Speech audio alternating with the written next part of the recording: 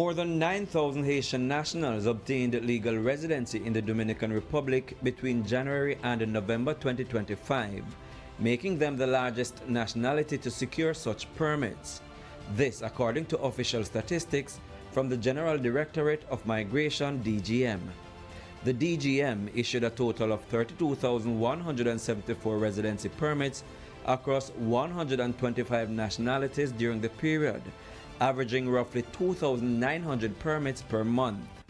And Greenland's leader says the country would rather remain with Denmark and the European Union than be a part of the United States.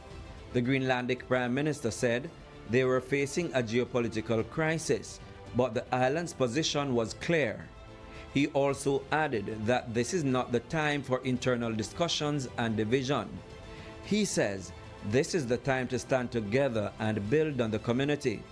His comments come against the backdrop of many Greenlanders hoping to see the island become independent of Denmark at some point in the future, a frequent topic of discussion in Greenlandic politics. And those are the latest regional and international stories. I'm Prince Moore.